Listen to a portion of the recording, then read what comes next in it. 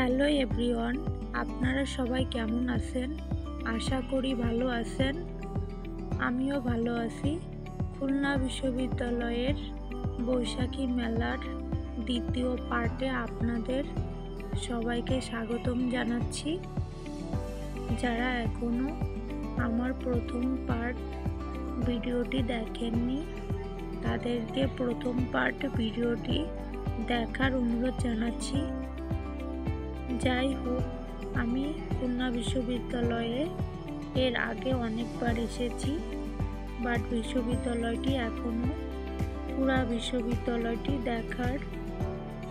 দেখার মতো সাধ্য বা সৌভাগ্য আমার এখনও হয়নি, কারণ বিশ্ববিদ্যালয়টি অনেক বড় এবং সাজানো গোছানো।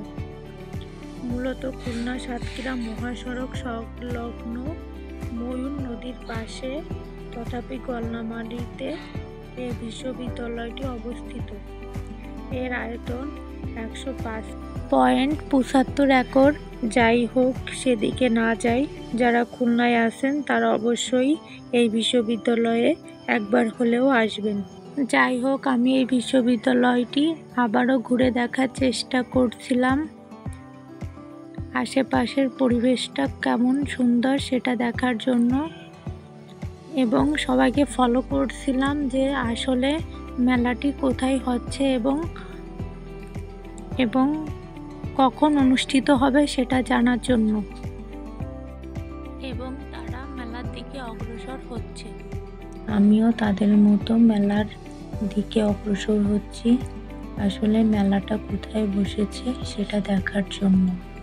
তারপর ঘোরাঘুরি করতে করতে খুলনার সবচেয়ে বড় কন্টেন্ট ক্রিয়েটর সাগর ভাইয়ের সঙ্গে আমার দেখা হয়ে গেল।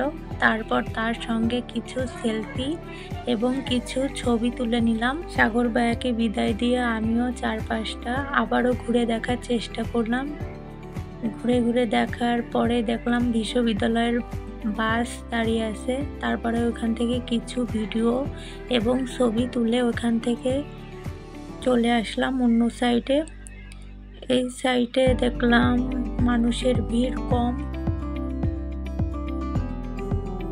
কিছু মানুষ এখান থেকে হাঁটা চলা করছে। আমিও তাদের পিছু যাওয়ার চেষ্টা করলাম এবং দেখার চেষ্টা করছিলাম যে মেলাটা আসলে কোথায় বসেছে। আসলে বিশ্ববিদ্যালয় এতটা বড় যে এক কোণা থেকে আর এক কোণায় গেলেই পা পুরো ব্যথা হয়ে যায়। এটা বিশ্ববিদ্যালয়ের মন্দির। যাই হোক, এই পাশটা অনেক ফাঁকা। যাই হোক, খুলনা বিশ্ববিদ্যালয়ের তৃতীয় পার্টটা দেখার জন্য আপনাদের সবাইকে অনুরোধ জানাচ্ছি। সবাই ভালো থাকবেন। আল্লাহ হাফেজ।